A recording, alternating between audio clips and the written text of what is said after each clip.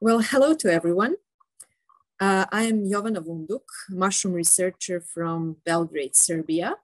And before I start today's lecture, I would like to thank Szeged Fungus Association for inviting me to join this event about spreading knowledge about mushrooms. I am a researcher for more than 10 years now, dealing particularly with medicinal and edible mushrooms.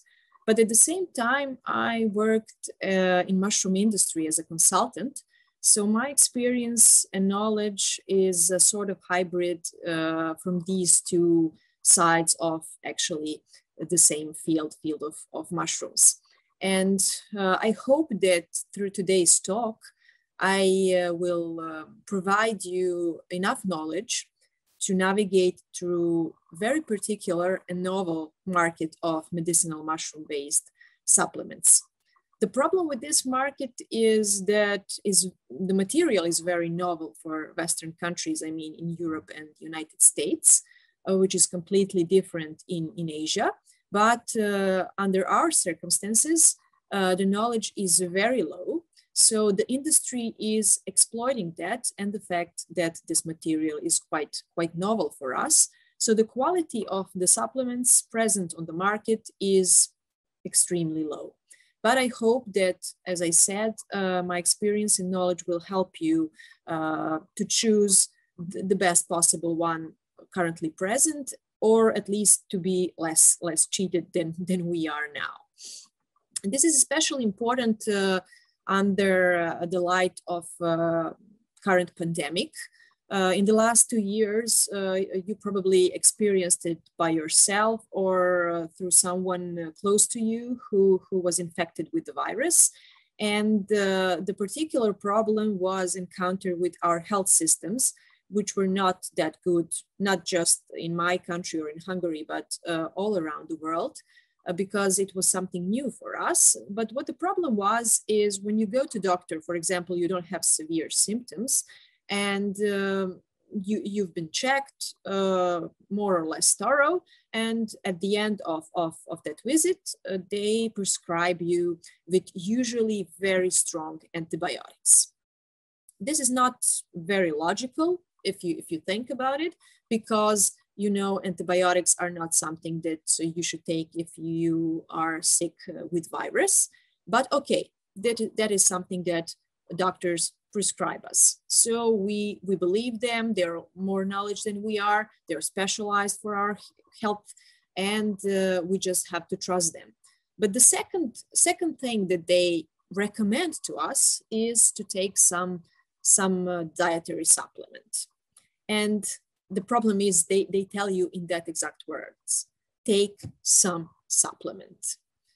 This is very strange because in order to have the best possible supplement for your personal need, you need to be thoroughly checked. I mean, the doctor needs to know your health status, your diet. Do you have particular health issue or some condition, or do you have a lack of some vitamin or mineral? So it is very important to know all those details to be prescribed with the right one. But doctors don't have time for that. So they just give us some general recommendation about what to take, or just tell us to try our luck and to take something by our own. And after that visit, we go to the nearest pharmacy store. And then when we enter that space and see the enormity of the different products we can encounter there, we figure out that we have a serious problem. I mean, what to choose, how to choose. This is a wonderland of dietary supplements. And if you don't know what you're looking for, then it's a real problem. So you have two options. Either you're going to try your best luck and choose based on good price or good amount of supplement for that price, or you like the packaging or something else. Or the second options, you can ask a pharmacist to help you. But both options, when you want mushroom dietary supplements are not the best one because, you know, pharmacists cannot be very helpful in this field, not just in my country, but all Western world lacks the knowledge about medicinal mushrooms. And they're not the one to be blamed, but our health, our education system, because we are not taught about medicinal mushrooms. They are still not recognized as that part of our culture and our health education and health system. So this is very problematic field. And this is something that I'm telling you based on my personal experience. On this photo, you can see the biggest medicinal mushroom, not medicinal mushroom, but dietary supplement expo in Europe. It is called Vita Foods Europe. And before pandemic, it was held live each year in Switzerland. And on year 2019, I went there, and you know, people who attend these expos are professionals in the field of dietary supplement industry, whether they are doctors, pharmacists, product developers, technologists, economists, and so on. So people who are particularly dealing with this market, with this field, and they have a lot of knowledge about it. And this is the reason why I was more astounded by what people asked me and told me when they encounter mushroom-based supplements. You know, when they approached stand where I was with mushroom-based supplements and with this example of reishi mushroom that you probably heard of, people approached and asked me what it is. They didn't know what it is. And when I told them it's a mushroom, it's a medicinal mushroom, they asked me, okay, but what sort of material was used for making this model? This was a big shock for me because this is not a model. This is a real mushroom. And they didn't know that. And they didn't know anything about dietary supplements based on mushrooms. So this was very insightful for me. And I've seen the state of knowledge about it. So don't expect your pharmacist to know a lot about it and to recommend you the best possible solution. If they do recommend you something, some mushroom supplement, it will probably be based on extras that they've been paid by the company to recommend their product. So don't be very trustful to that sort of information. So the next talk will be about what you can encounter on the market and how to think when you want to choose the best solution. First one I want to start with is this cordyceps mushroom. You probably heard of it. Cordyceps is parasitic mushroom growing on Tibet. And it is very popular one, also very powerful one, which became popular during the 90s. It is known for giving you strength, energy, improving your physical performance. So it is very popular among sportsmen and also bodybuilders, but also common people like it as well. So when you see this type of product, first thing that actually screams that you need to pay your attention at is this name of the product, cordyceps. Okay, then first thing you ask yourself, okay, this is the name of the product and it represents some mushroom. Which mushroom? Where is the full name of the mushroom? Because cordyceps is not the name of the mushroom, but of the genera that mushroom belongs to. So this mushroom should be known as Cordyceps sinensis, not just cordyceps. So this is very strange. This is alarming point where you should try to check what it is about. So as I said, if it's cordyceps, that's okay, but which one? Because there is a huge difference between those specimens that we can find on Tibet and other species like Ophiocordyceps, this is Ophiocordyceps sinensis, but we also have militaris version or strain, which is slightly different and have different activity. So the main difference for industry is how they are produced. Cordyceps sinensis, or now known as Ophiocordyceps sinensis, is a species that cannot be cultivated, and it's only the best one is harvested on Tibet. But militaris is cultivated species, so it's much cheaper and it has lower quality. And that is something that is probably put inside of this product because, as I said, industry doesn't like natural resources because they are limited, and they want something that can be continually produced with standardized quality. Another thing that you should pay your attention at is the price. Okay, this is the price I found for this product on Amazon, and it's nearly $18, which is at this moment, we don't know, is it too much or very cheap? But then you start to analyze what you see on the packaging. Okay, so they are asking me to pay almost $18 for 19 capsules of this product.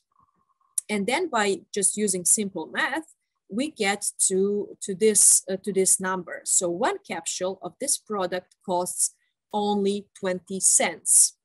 Okay, is it too much? We still don't know. Then you start checking by yourself or trying to find out on internet what is the price for this material for Cordyceps sinensis if you're looking at on the open market. And also what we need to know is the price per 1 gram, because this is something that you will encounter on the open market for raw materials. So again, using simple math, we get to the point that 1 gram of this particular product costs a bit less than 20 cents, 26 cents.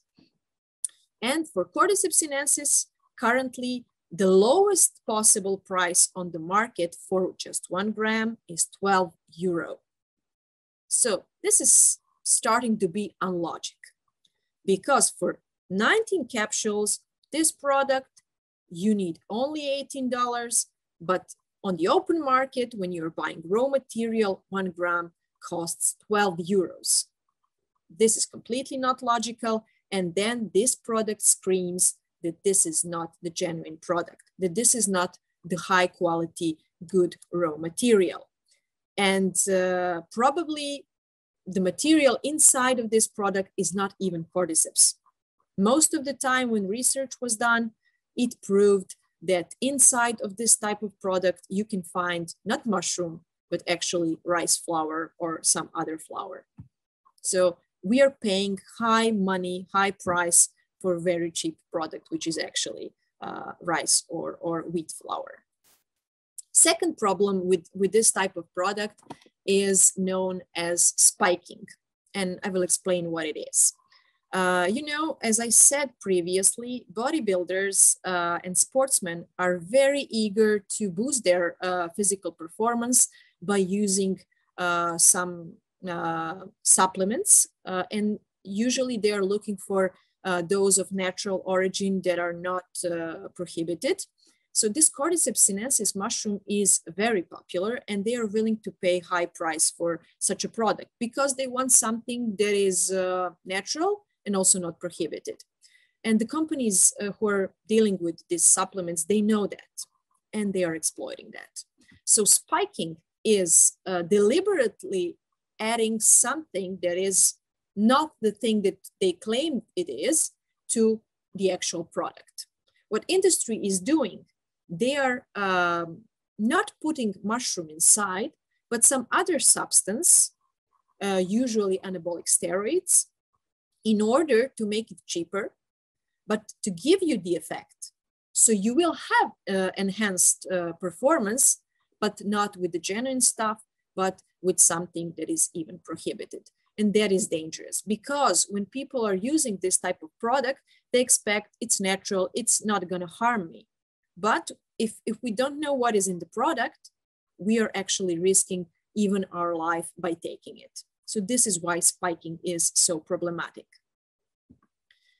Another example of what you should expect to find in the product is, or to ask yourself, what is so important about this product is the source of material. What you encounter in different mushroom-based supplements are these that I listed here.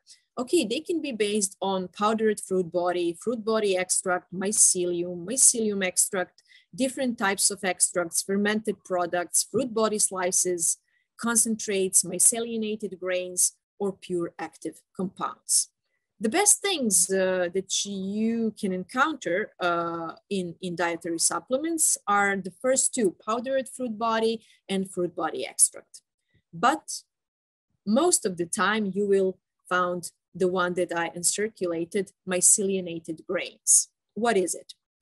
You know, when we cultivate mushrooms, we first produce this culture on some grains, usually millet or wheat, because it's the cheapest source of sugar for mushroom to grow.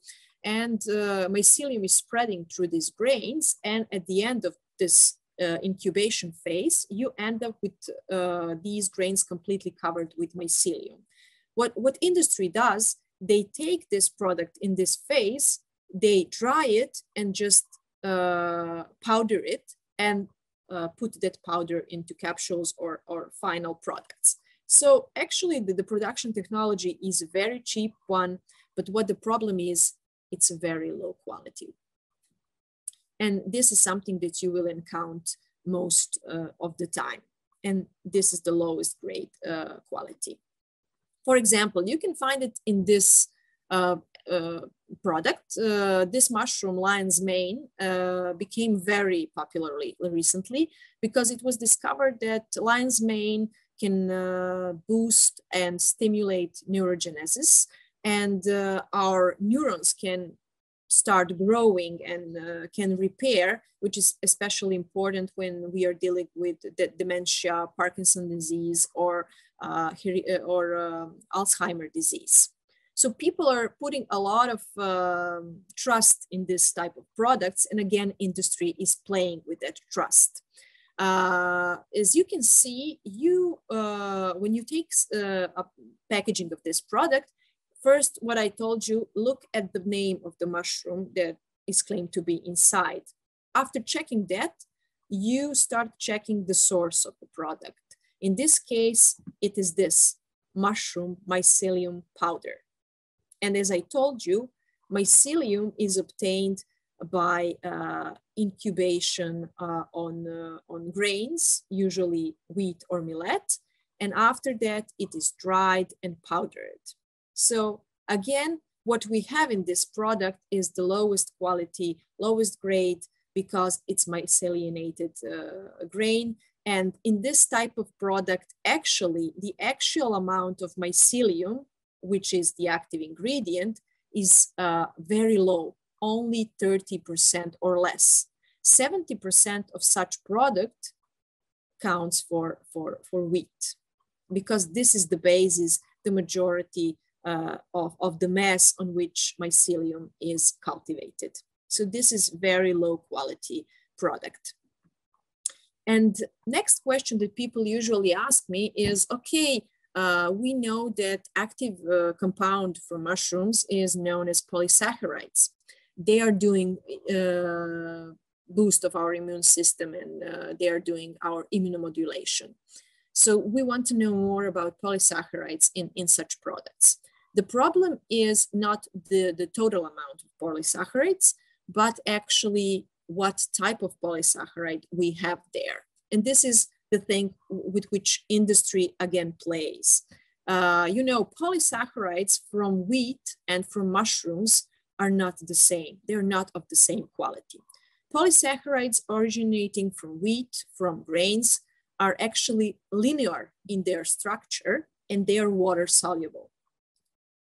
On the contrary, polysaccharides originating from mushrooms are completely different. They have 3D structure. They're very complex, branched.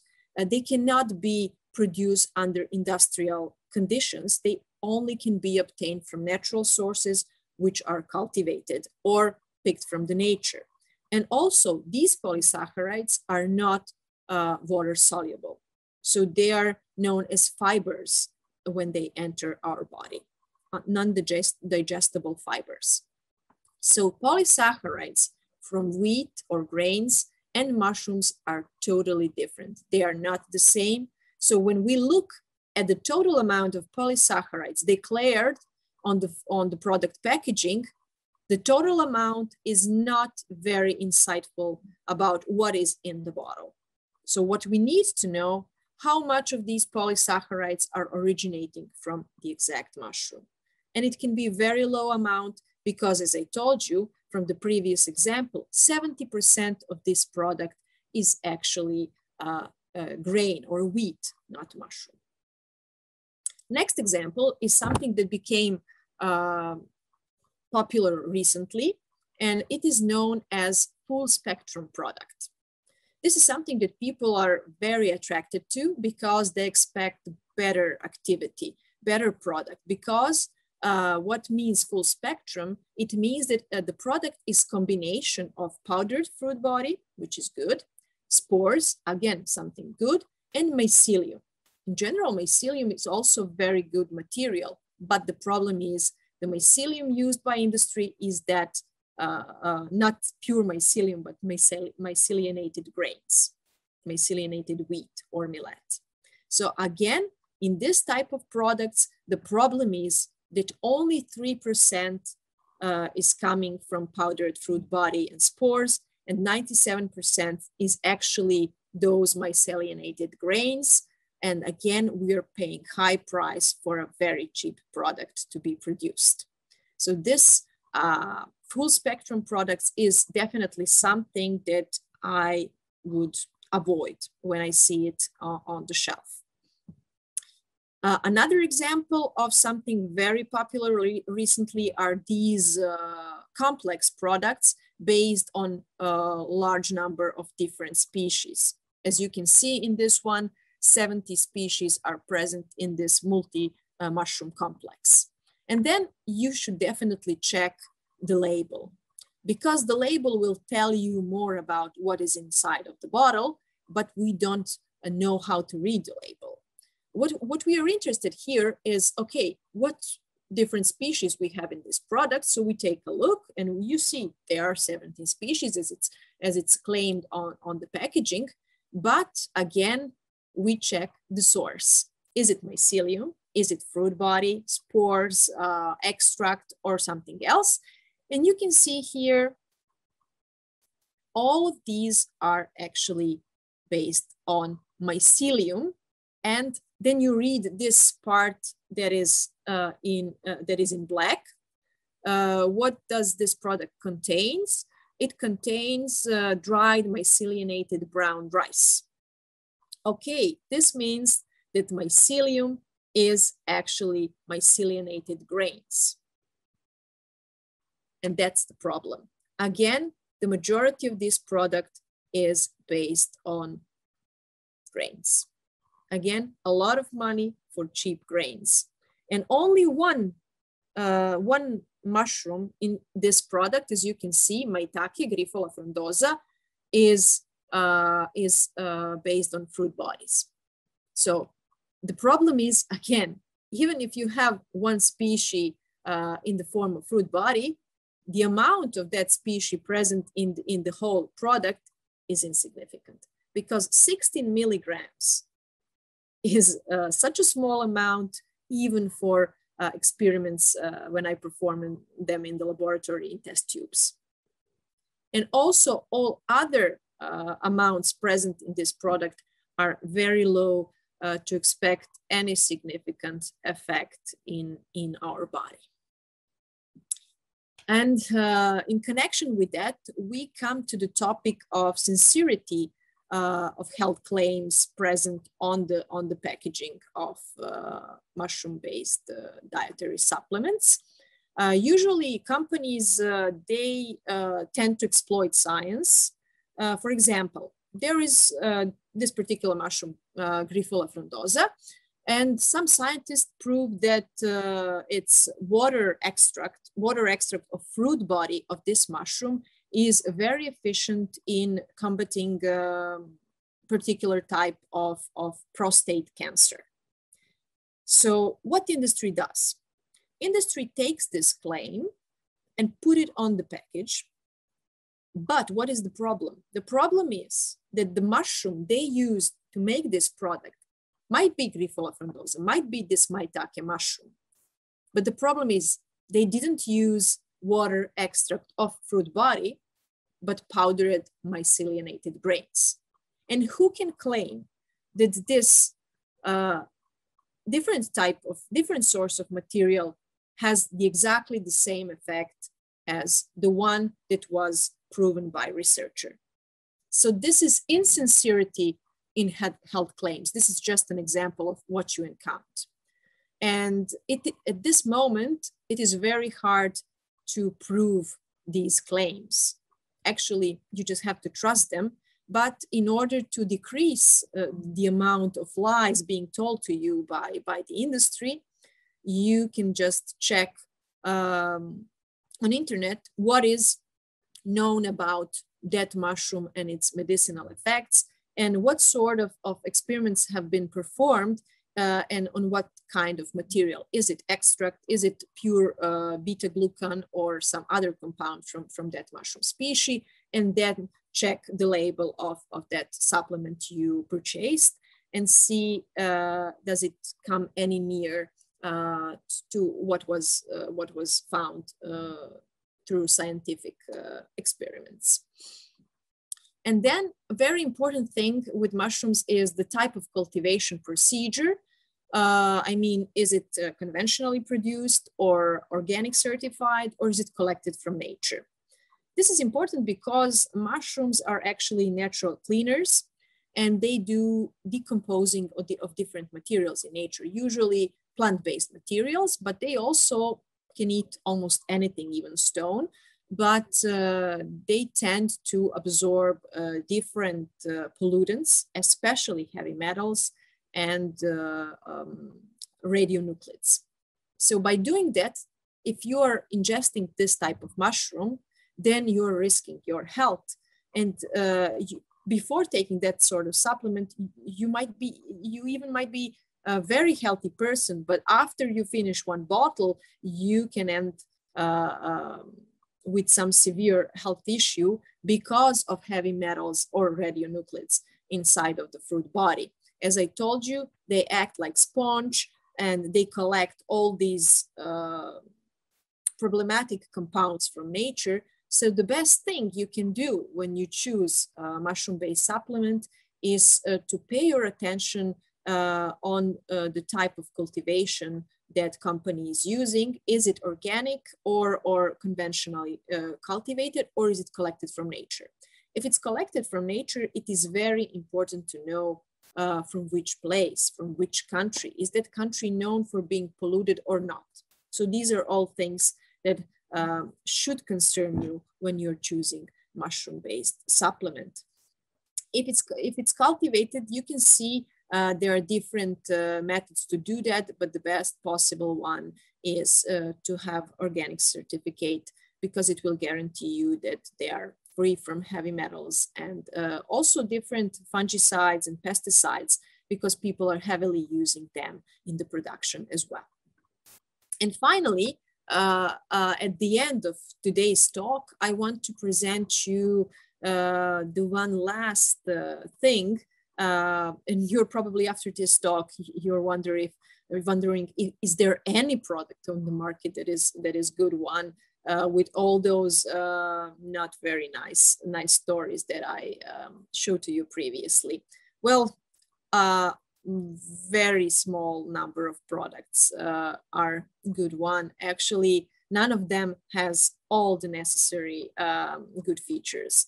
So I can only tell you what to look for when you're choosing product. You've seen all these examples, but also you should take care of the material safety. And that is the last thing I explained to you. So you need to check, is it organic or conventionally produced or collected from nature? Also, it is good to find wheat-free product. I mean, product that is not based on myceliated grains. Also, it is very good if that product is based on fruit body extracts, because extracts are very concentrated active compounds originating from mushroom. And also look for no fillers, no additives, but just pure powder. And it is nice if you can find on that bottle a number number that is saying how much glucans you can find in that product, because glucans are what is actually the most active compound from medicinal mushrooms, and you need that content of glucans to be guaranteed on the bottle. And these are some things that you should look for on the product's label. And for the end of this today's lecture, for this today's session, is not to totally suggest that you should avoid mushrooms as supplements for your daily diet, but actually contrary. To really trust in mushrooms, to exploit their ability, because they are very potent healers. But the problem is our industry is taking an advantage of us because we don't have enough knowledge. And if the auditorium is not particularly demanding, industry will provide us the cheapest option. And this is the same with food and with any other product. So we need to gain more knowledge, to be more observable about mushrooms, their quality, what we can do with them, and the quality of the present products. And only by knowledge and by experience, we can force the industry to switch to a higher and better quality. And this is the only way to gain what is good from mushrooms for us. So this is all from me now, and I hope that you enjoyed and that you learned a lot about this murky field, about this very problematic field, and that it will not stop you from using mushrooms for your own health benefit. So thank you very much.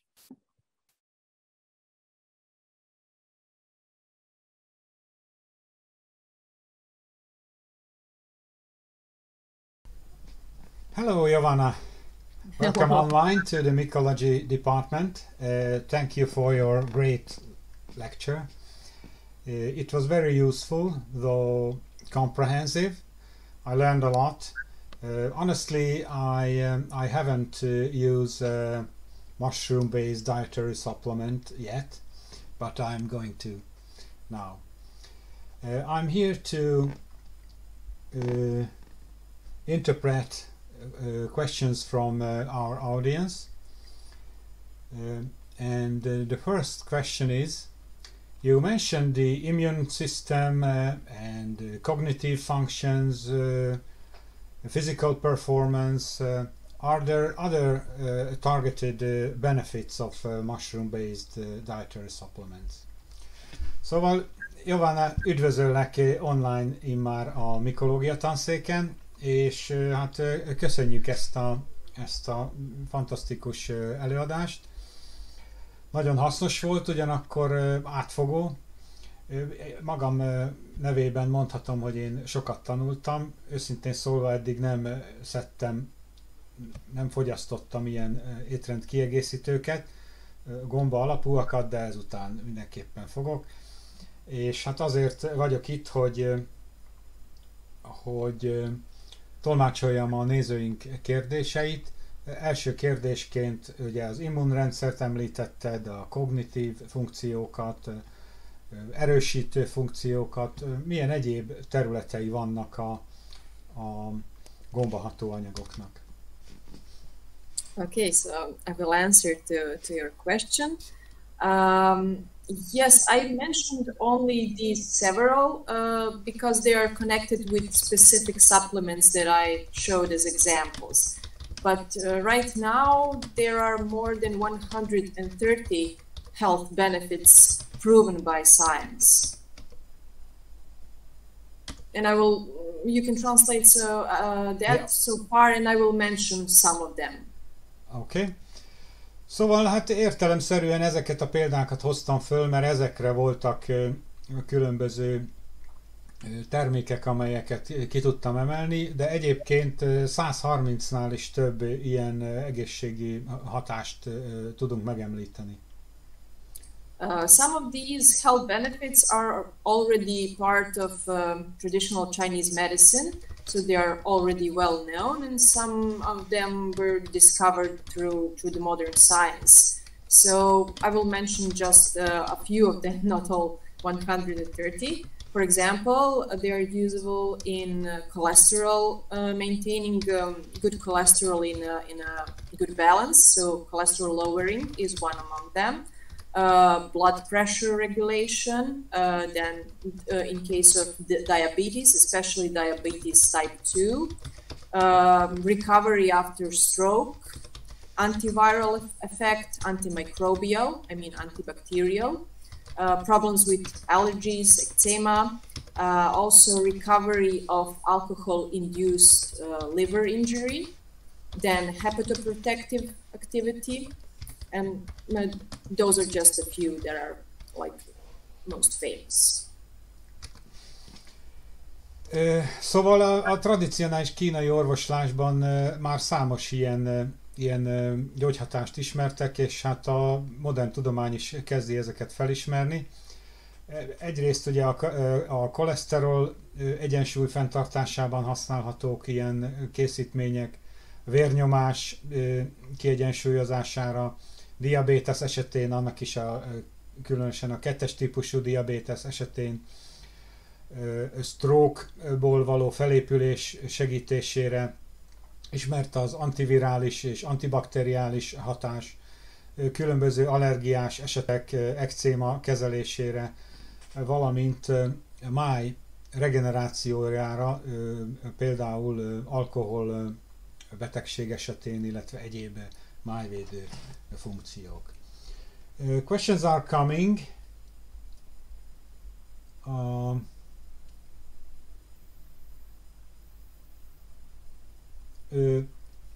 There is a mushroom producer in our audience, and he says he learned a lot, and agree with you about the methods he is using in production. Okay. And another question about a concrete firm, DXN. Do you know this company, and what do you think about the products? DXM. DXN. I'm not sure which country they are from. I'm sorry, I don't know. Okay, let's see the next question. Is there a authority that is about to check those products and check active compounds and components of the products? Szóval van-e olyan szervezet, illetve hatóság, amely ellenőrizné a hatóanyag tartalmat, összetételt, ami a piacon megjelenik? Unfortunately, no. Not in any country in the world. This is completely a new field. I mean, mushroom-based supplements. And this is the main problem, because there is no uniform law, or what should we measure, or what should we put in the specific declaration on the product. That is the reason why it's so chaotic at the moment. It's not regulated at all. Igen, nos, hát azt lehet elmondani, hogy nincs ilyen hatóság sajnos, egyetlen országban sem, tekintettel arra, hogy ez új terület, és nincs univerzális jog sem, ami előírná ezeket a szabályokat, például azt, hogy mit kell egy címkén megjeleníteni. Okay. Just to add something concerning this question. Right now, I'm cooperating with one company in Serbia that wanted to bring new products on the market. I mean, not imported, but produced here. And we consulted the agency that is responsible for giving analysis and approve to go to the market. And actually, they didn't know which are the active compounds of mushrooms that should be analyzed. And they asked us to give our recommendation what to analyze so that they can give their proof to go to the market, which is really confusing because, okay, they are authority, they are lawmakers, but they didn't know anything in specific to give us advice. Okay, so if I understand well, the company don't know what is the active compound of the... No. The authority. Authority, yeah, okay. The authority doesn't know what to say as an answer, what should be analyzed, what should be put on the label. Okay. Szóval most éppen egy ilyen munkában vagyok, amikor is segítek egy cégnek egy új terméket a piacra vinni, amely termék saját gyártás, tehát nem egy importált gyártás, és a hatóságokat megkeresve nem tudtak abban segíteni, hogy milyen, tehát hogy mit vizsgáljunk, minek a jelenlétét, milyen aktív komponenseket tüntessünk fel, illetve vizsgáljunk a termékkel kapcsolatban. Okay, next question. Congratulations. There was a lot of interesting things and I learned a lot. Thank you. I'm glad. Ganoderma coffee. The next question. Ganoderma coffee. Why only 2% of Ganoderma is the content of this coffee? Pardon. Okay. Okay, there are two reasons for this 2% in coffee. One is because it affects strongly the taste of coffee, because Western population is not used to this bitter taste of Ganoderma lucidum. In Asia, for example, that's not a problem at all. The second reason is the price. If you add more Ganoderma lucidum to the coffee, the price of coffee would be too high. Oké. A kérdés tehát úgy hangzott, hogy a Ganoderma kávéban miért mindössze 2% a Ganoderma tartalom, és akkor a válasz erre az, hogy egyrészt az íze miatt, ugye a nyugati országban a keserű ízt nem fogadják el, nem kedvelik olyan mértékben, ugyanez Ázsiában nem jelent problémát, a másik tényező pedig ugye az ár, tehát hogyha több Ganoderma kerül a termékbe, akkor magasabb lesz az ára annak értelemszerűen. Okay.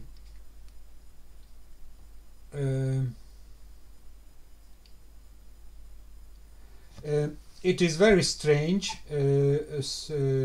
says someone in the audience, because I checked 11 Ganoderma coffee products. Okay. And in every, it was 2% equally.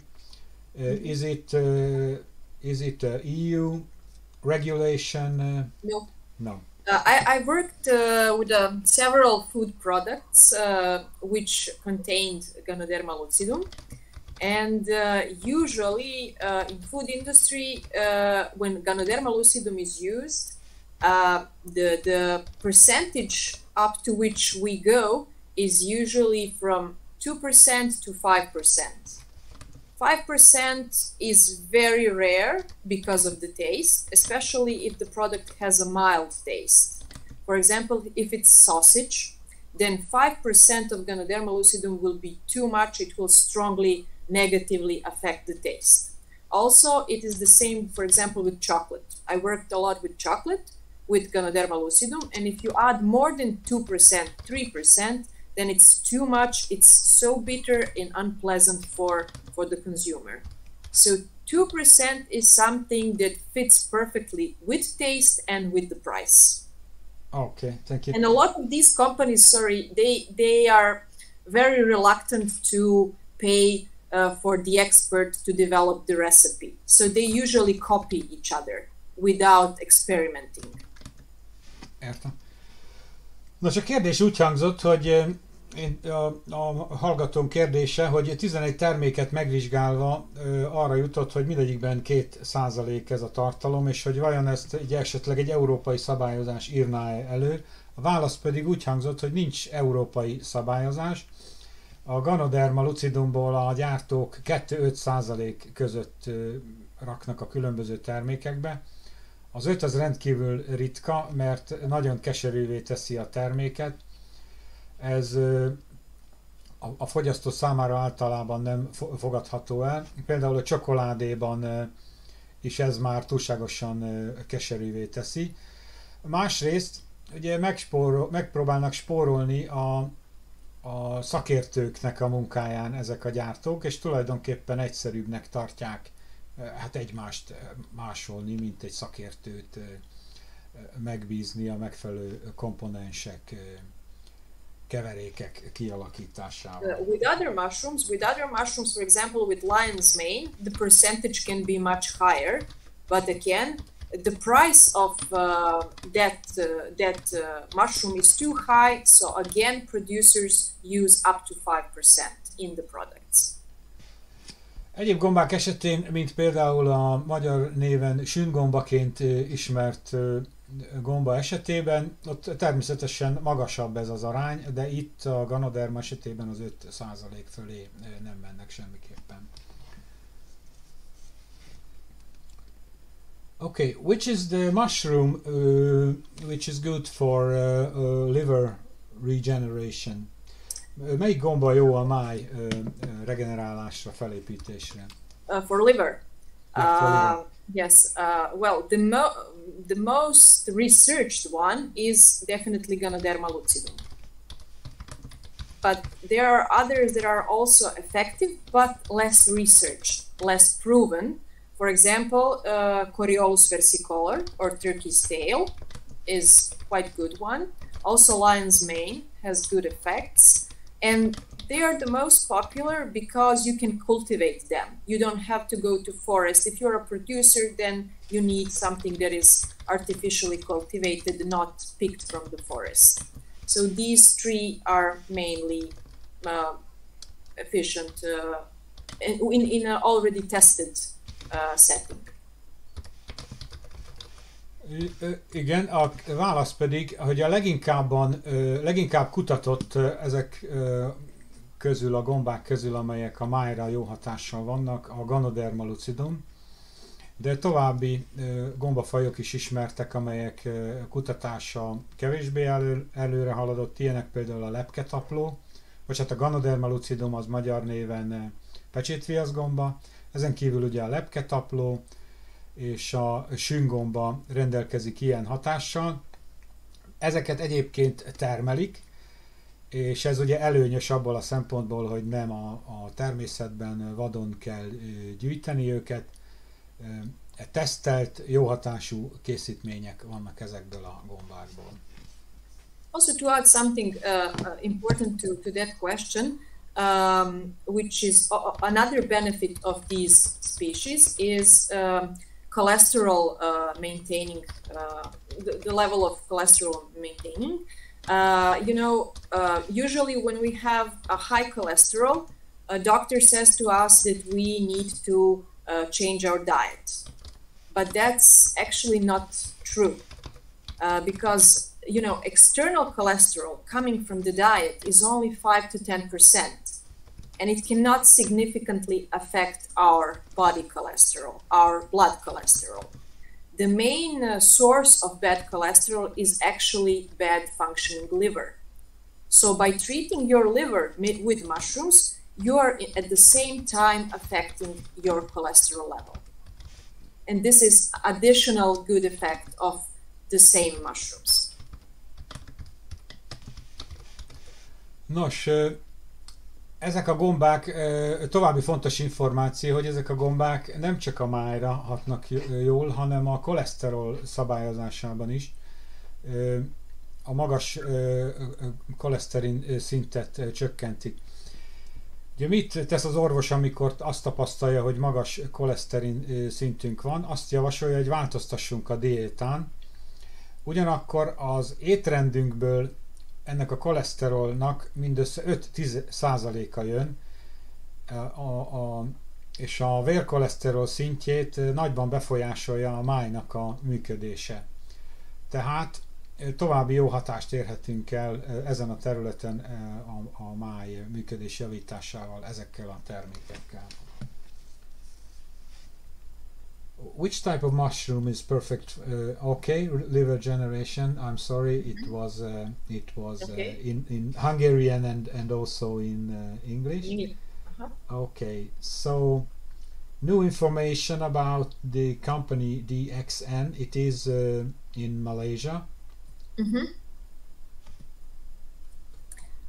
Can you tell me something? I know one company from Malaysia. I met actually the owner when I was in China, and I'm not sure that it's the company that you asked about, but mainly those companies were importing raw materials from China and then repacking them under their own name. So I don't know about that company. I cannot say anything, but I will write it down to check who they are and what they.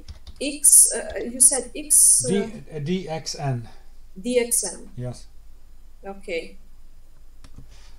Szóval annyit tudunk válaszolni a nézőnek, hogy feltehetőleg találkoztam a tulajdonossal, amikor Kínában jártam, és úgy rémlik, hogy ennek a cégnek a tulajdonosa volt, és hát Kínából rendelik az alapanyagokat, és Maláziában csomagolják.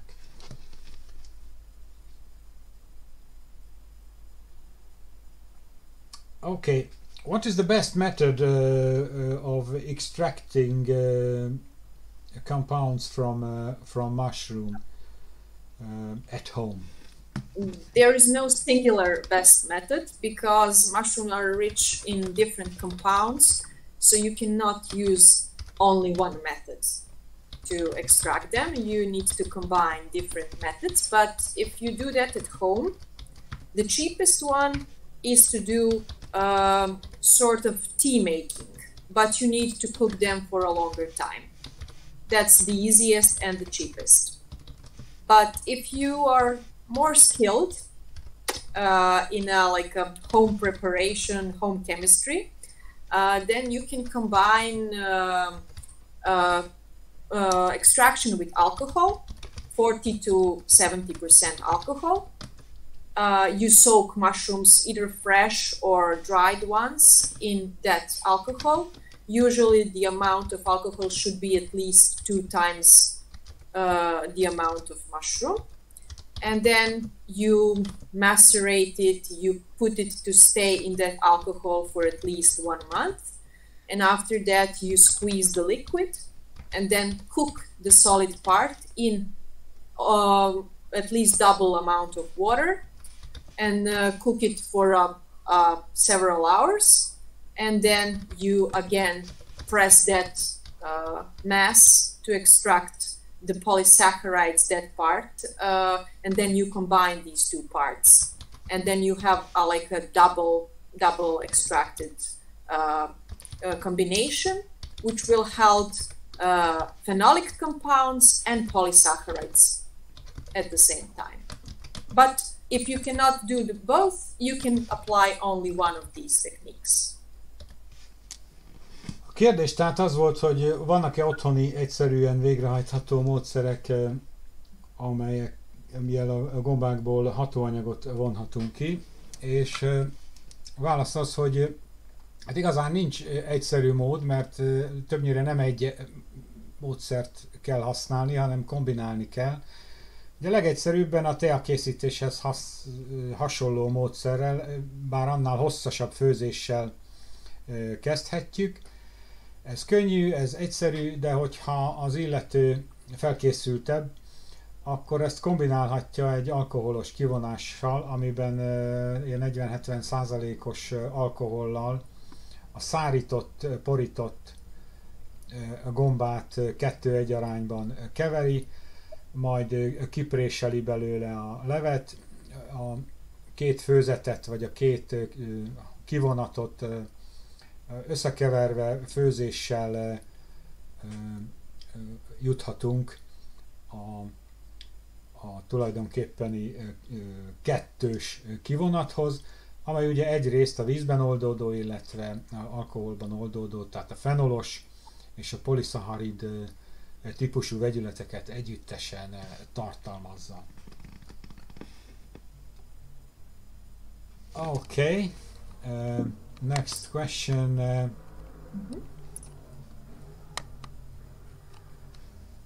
So can we claim a mushroom-based dietary supplement safe? Are there possible side effects, overdose, or something other? Well, is there more to that question? No.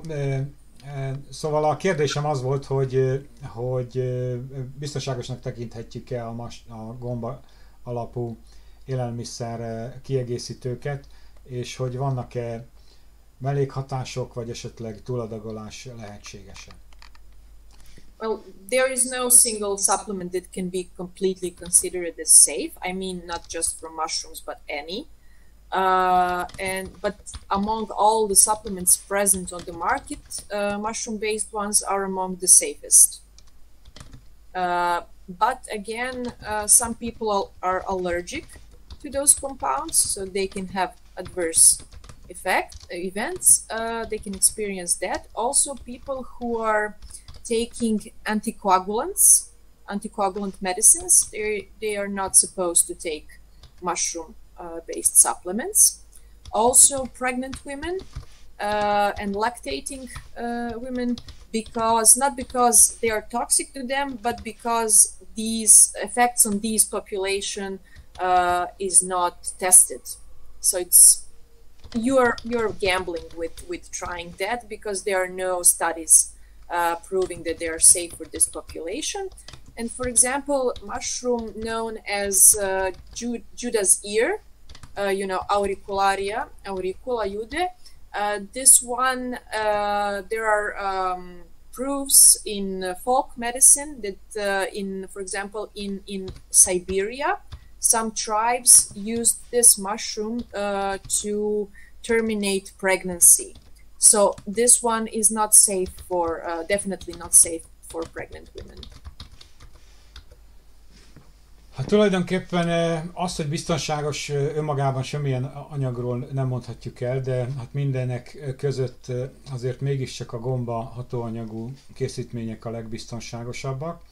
Természetesen előfordulhat, hogy vannak allergiás tünetek egyes hatóanyagoktól, illetve azok esetében, a következő kategóriák esetében nem ajánlott gomba hatóanyagokat fogyasztani. Az első antikoagulánsok szedése esetén, tehát ez gyakorlatilag ilyen véralvadás gátlóknak felel meg. A terhes, illetve szoptató kismamák esetében nem javasolt, nem azért, mert bizonyítékok lennének a nem megfelelőségre, hanem éppen ellenkezőleg ebben a populációban hát nem tesztelték, illetve nincsenek igazolható tanulmányok a biztonságos fogyasztásra. Van egy gomba, amit a judásfülgomba, ezt mi Magyarországon is ismerjük, és ismerjük azt a hatását, hogy amit a népi megfigyelés is alátámaszt, hogy ezt akár terhesség megszakításra is lehet használni.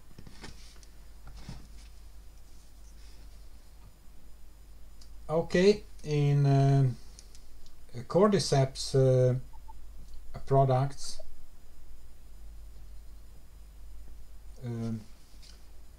so in cordyceps products, the mushrooms that are in these products, whether effective or not, and I assume, says someone from the audience, that cultivated mushrooms are in these products. Szóval a cordyceps készítményekben található gombák vajon mennyire hatásosak, és hát feltételezem, hogy ezek a termesztett gombák vannak ezekben a termékekben. Cordyceps is the most problematic one on the market because it's the rarest one and the most expensive at the moment. So when you are buying this type of product based on cordyceps, that's the biggest gamble you can take with mushroom-based supplements, because in 80% of these products, it's not even cultivated cordyceps, but rice flour. Szóval a cordyceps termékek a leginkább problémásak, ugye tekintettel arra, hogy az alapanyag valójában a legritkábban fordul elő, illetve a legdrágább. Hogyha ilyesmit vesz az ember, akkor az valójában egy szerencsejáték, mert hát 80%-a ezeknek a termékeknek nem tartalmaz hatóanyagot, csak ilyen gabona kivonatokat. Okay, I think just to add something. In the meantime, while you were translating, I took a look at that DXN company. Okay. Yes. And I just analyzed labels of the products they put on the website. And unfortunately, the information present there doesn't give anything useful, because it doesn't say anything about active compounds. It's only written how much of mycelium or fruit body is present in the capsule. It doesn't even say if it's extract or not. So maybe the product is good, but the label doesn't give me much of information. Időközben sikerült utána néznem ennek a DXN cégnek, és az első ránézésre a termékeik címkézése nem túl informatív. Nincsenek feltüntetve az aktív komponensek, a micélium, illetve termőtest arány, illetve hogy esetleg kivonatból készültek-e kivonatból készült-e a termék. Okay, I must say we learned a lot today, and if I would like to learn more, what is the book you recommend me? Well, there are a lot of books that a person who is interested in this topic can learn. The problem is that the existing books are mainly scientific ones, and none of them is devoted to exact problems with mushroom-based supplements. So I recently wrote a chapter about these issues, and it's still not published. It should be published in the next couple of months. The publisher is Taylor and Francis, and the book is called Wild Mushrooms. So there will be a chapter about this specific topic. Nos, sok könyv van természetesen, hát ezek nagy része tudományos, nem a felhasználást segítő. Én most egyébként írok egy fejezetet egy könyvben, amely még kiadás előtt áll Taylor and Francis kiadónál, és a következő hónapokban fog ez a könyv megjelenni. Great. The informations that put there are not from books I read, but they are based on my experience in working closely with companies. So these are informations from the field, not from lab, not from books. So the real life informations. Ebben a könyvben olyan információkat gyűjtök össze, amelyek az én munkám, tapasztalatom alapján születtek, és tulajdonképpen az iparból származnak, nem laboratóriumból, és nem a szakirodalomból. Also, two other colleagues of mine who worked in different companies and laboratories also helped with that chapter. So the information is really essence from one colleague is from London, another is from the United States. So we all gathered our experience from the field and wrote it together.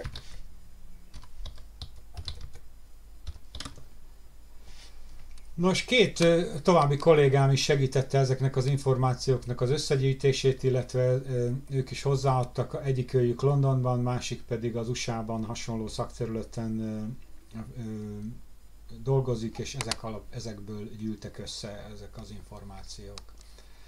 Okay, then I would like to invite you to come back to Mycology Department and provide us an introduction about your book when it is released.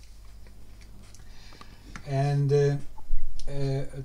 thank you for the kind attention of the audience. We meet second Wednesday of the next month, and goodbye. Szóval én meghívlak téged, hogy amint a könyved megjelenik, akkor itt a Mikológia Tanszéken mutasd be ezt számunkra, és köszönjük szépen a nézőinknek a megtisztelő figyelmet. Találkozunk a következő hónap második szerdáján.